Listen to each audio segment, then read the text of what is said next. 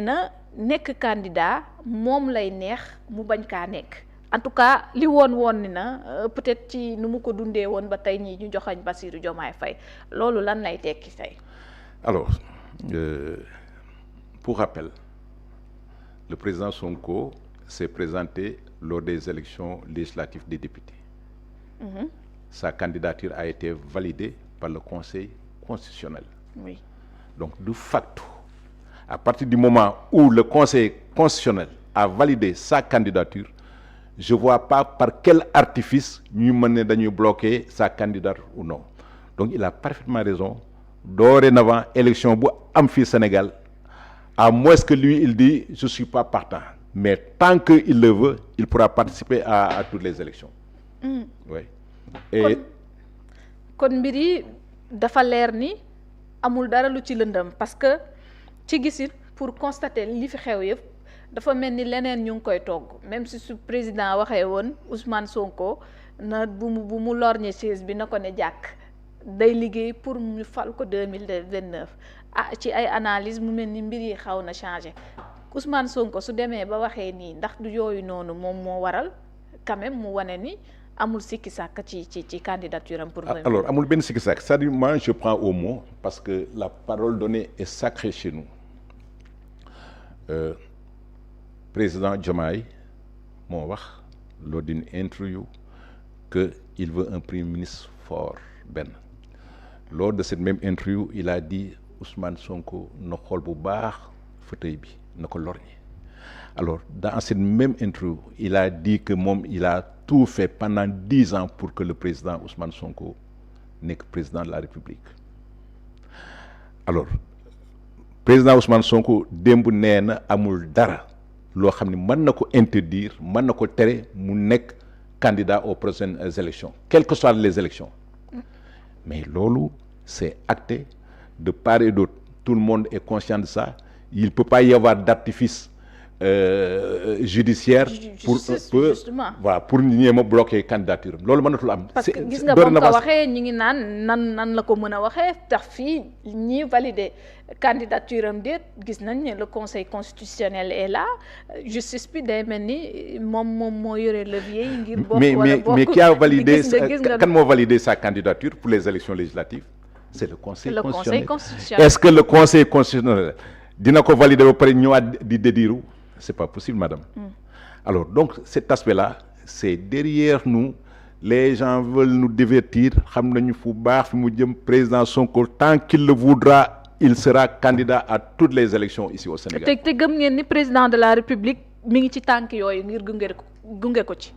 Alors je le pense mais du ma wax suba parce que yàlla moo xam ce qui va se passer mais nous en tant que Pastef alors on s'est battu pour que président Ousmane Sonko nekk président de la République ça n'a pas pu se faire on va continuer à nous battre pour que le projet Pastef bi ñu incarné que lui qui soit la locomotive puisse un jour exercer les pleins pouvoirs et génne Sénégal dans cette situation-là. Et c'est le véritable challenge. gis nañ ko mu ne dañuy tàmbali ci liggéey boo xamante ne dinañ fexewaat ba Pastef nekkaat en activité ba 2026 wala 2027 en tout cas ba ñu am 1 million wala 2 millions. noonu la ko waxee. Bien sûr tàmbaliwaat jaayam carte bi mais des tournées yoo xamante ni dafay commencé waat.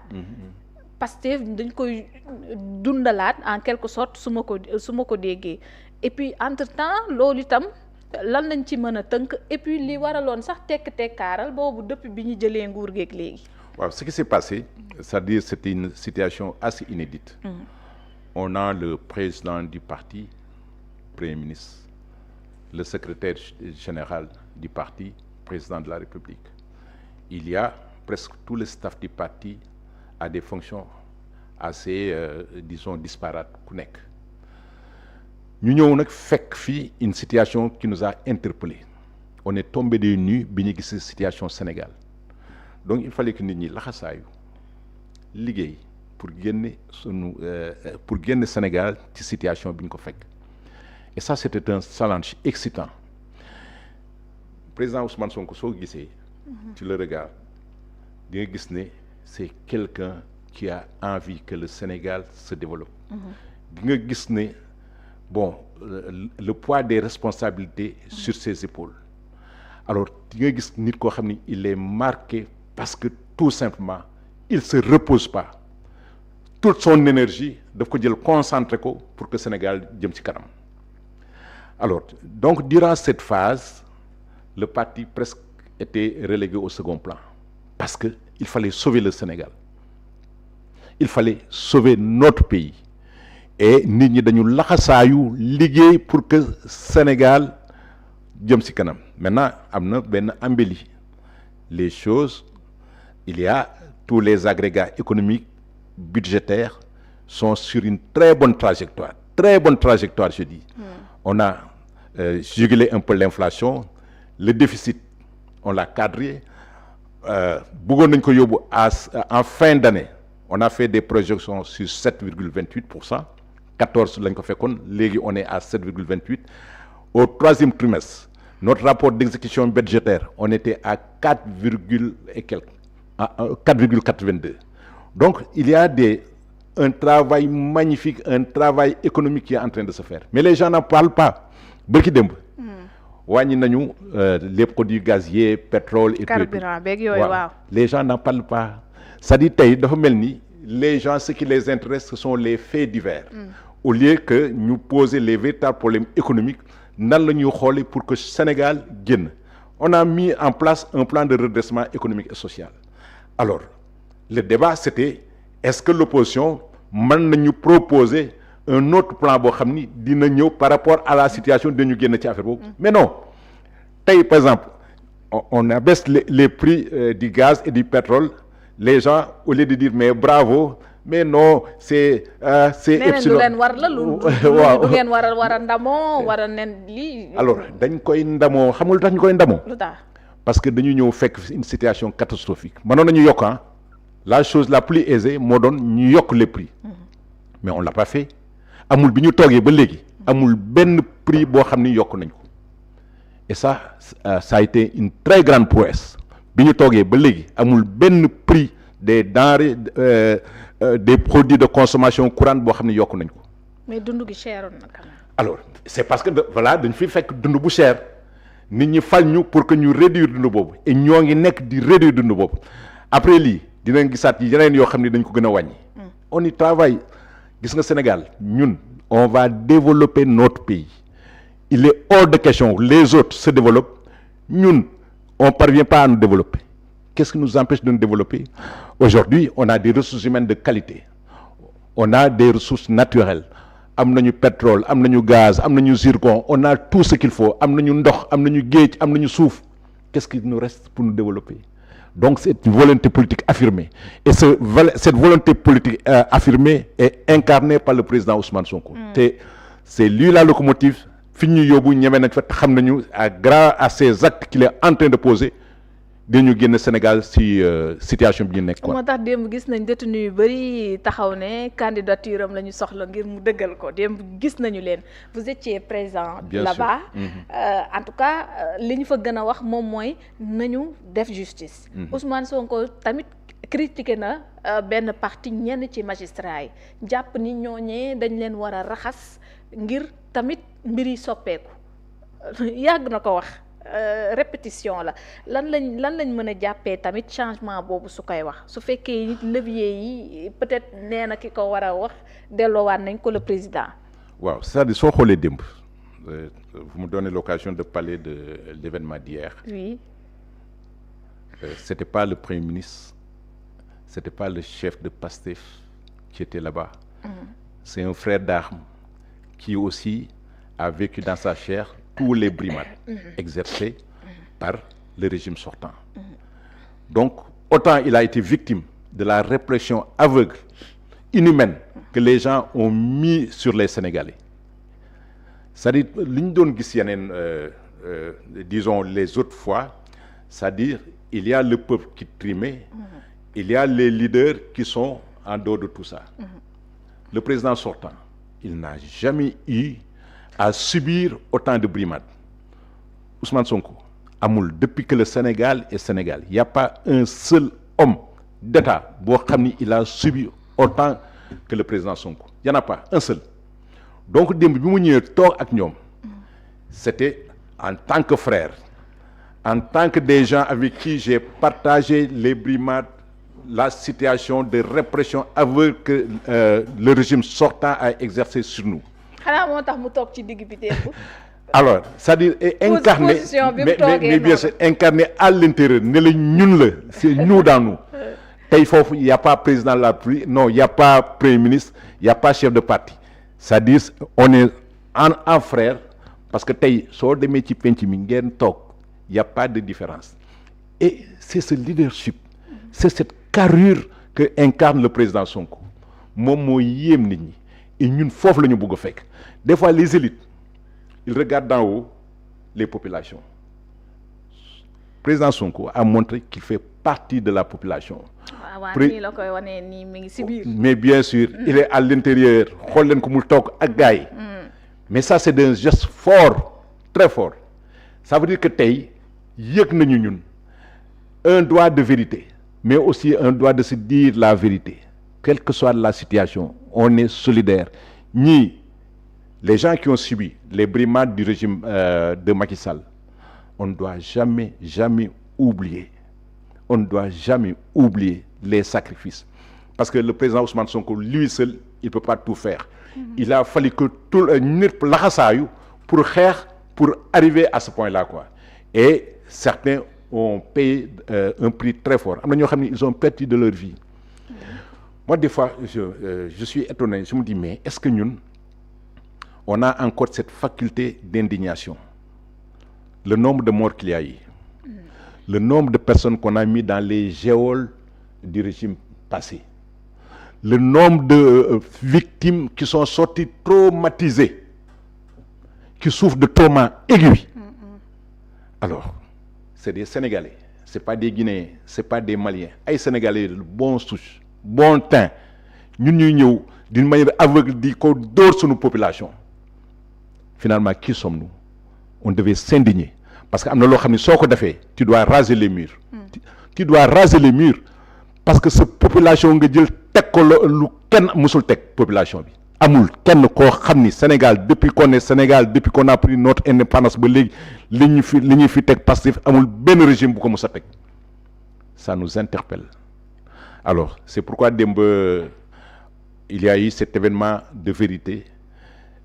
Wax leen encore une fois on ne doit jamais oublier yéen ay kan c'est vous qui nous avez accompagnés hier et certains ont payé au prix très très très fort cette situation là war ñu leen fàtte. Est-ce que Ousmane Sonko rejoindrul Ousmane Diagne bi muy wax nag ci justice ni muy war a doxee ci foofu parce que dégg nañ ko mu ne enquêtes yi am na nu mu war a demee jël na ko ci exemple Rwanda mun nañ ko topp ba 20 ans du ñuy kër këpp rek ñëw mais moom sax bu dee foofu lañ ko tabboo nit du dee ñëw rek jël nit ñi di leen dugal kaso.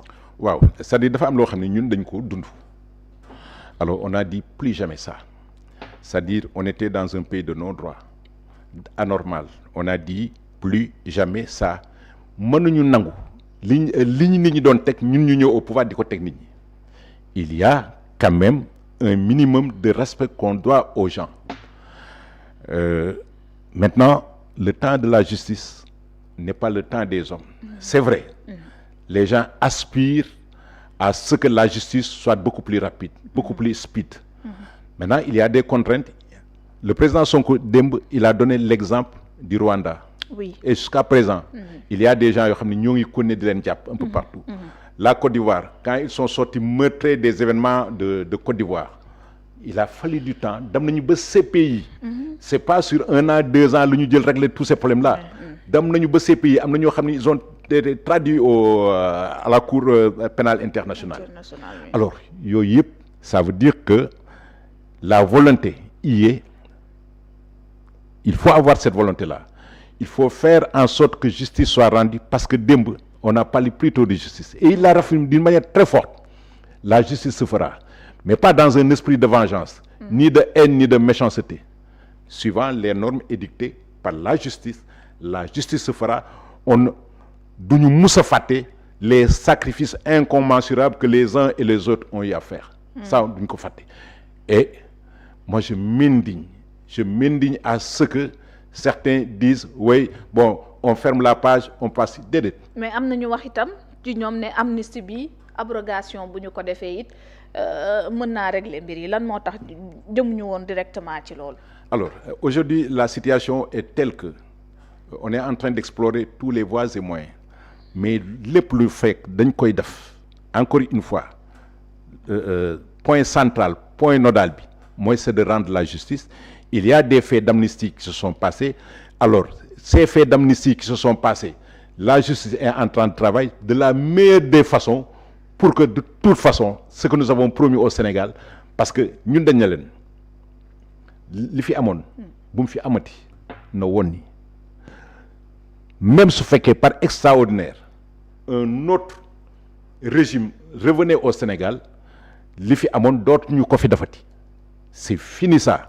Parce que même si par des artifices nga bëgg a defaat loolu parce que tey on rendra la justice pour que nul à l'avenir ou bien dans le futur du Sénégal mu mën a amaat lu mel noonu dal suñu kaw quoi parce que nag Sénégal ñun la suñuy doom ñun suñu bopp ñun ñoo subir affaire boobu. Donc il va falloir bébé bi nga xam te ni moom la ñu tëjaale woon ak yaayam ba mu jàngee fa wax ak dox comme nu ñu ko déggee moom tam ci victime yi la bokkoon. waaw moom ci victime yi la bokkoon ñu emprisonné ko woon ñoom ñëpp kon di laaj cette même justice là. waaw soo xoolee cette photo là est illustrative c'est-à-dire ces événements là nous ont marqué dans notre chair ces événements là ont créé beaucoup de traumatisme. Ces événements nous ont fait sentir que on était dans ce pays de non-droit et anormal. Ça nous interpelle. su ma gisee xale bi les conditions yi ñuy arrêter ses parents jël waa kër gi yëpp jël dugal ci kaso ça nous interpelle. Est-ce que on a le droit encore de faire en sorte que événement yi xawoon noonu puisse se reproduire au Sénégal? Déedéet. Il faut que la justice se fasse. Maintenant su justice fasse qu'on crée les conditions de la réconciliation. Après, peut-être un jour ou un autre, si les gens peuvent pardonner, ils pardonneront. Mais, premier acte, que la justice se fasse. Ça, c'est inéluctable. Pour que ces images-là ne puissent plus se reproduire. Voilà, xale bi, avec le poing levé, moom mu màggee ci loolu dans les geôles du régime précédent. Il y a en Afrique, il y a beaucoup d'anomalies. Regarde ce qui se passe dans les autres pays. Tant il y a des coups d'État à gauche, coups d'État à droite, coups d'État machin. Sénégal, yàlla jàppale nañu ba musuñu am coup d'État. Yàlla jàppale ñu que je dis pas que nous sommes un pays à part, mais nous sommes le Sénégal. Mais loolu dañ ko lal ci dëgg. Gis nga boo nekkee di jiite ay nit. Il faut faire preuve de sociologie. La sociologie voudrait que ñun am na loo xam ni yàlla daf ñu ko moñaaleel. ñun bëgguñu kuy néewal doole doomu aadama. bëgguñu injustice. bëgguñu kuy wor. am na loo xam ni yàlla daf ñu koy moñaaleel mooy yërmande. yooyu yëpp nag c'est ça qui fait l'exception sénégalaise. nañ fexe d'abord encore une fois au nom de toutes les victimes. Au nom de toutes les victimes, de toutes les répressions qui se sont abattues sur nous, pour que plus jamais ce qui s'est passé ne se reproduise.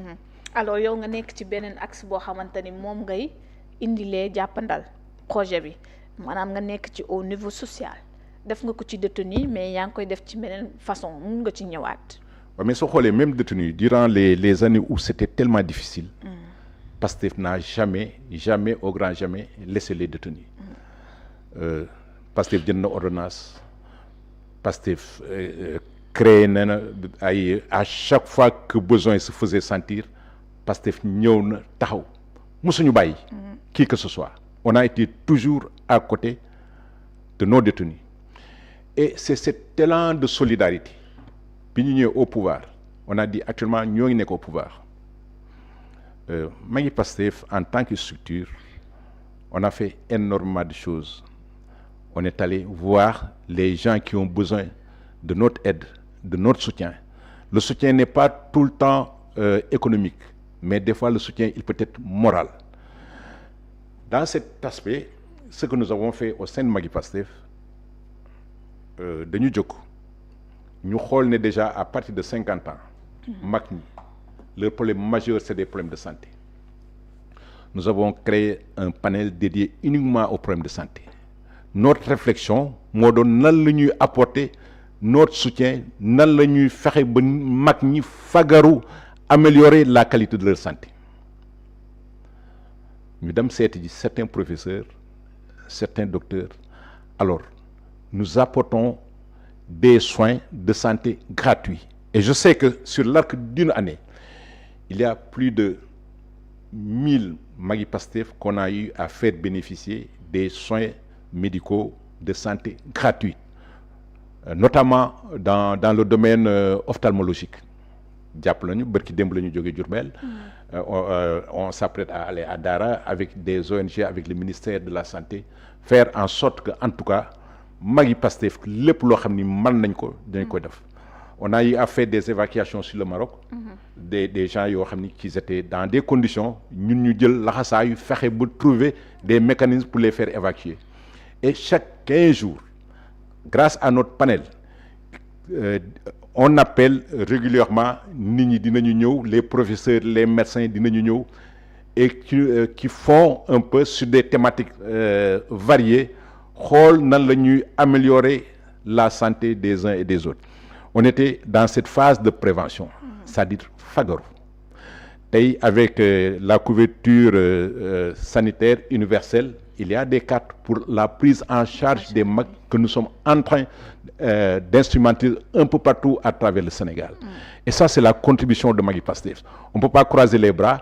Am na loo xam ni le gouvernement, c'est des tâches qui leur sont dévolues, mais ñun en tant que structure sociale politique lépp loo xam ni mën nañ ko def à notre niveau pour que les Sénégalais, leurs conditions d'existence puissent être améliorées, on le fait.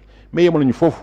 Sur le plan économique, on a regroupé un certain nombre de personnes yoo xam ni ils veulent avoir des activités rémunératrices. Parce que tey dañu bëgg plus de 10 000 coopératives à travers le Sénégal. Et le développement se fera à travers les coopératives. Donc, on a une vocation d'encadrement, jàppale nit ñi, même si c'est pas purement politique, mais c'est des actes citoyens que nous sommes en train de faire. Sur le plan environnemental, dañuy dem. La saison nawet bi passée, on a eu à encadrer plus de 15 fermes. Les vacances agricoles patriotiques, ñun ñoo ñëw taxaw laxasaayu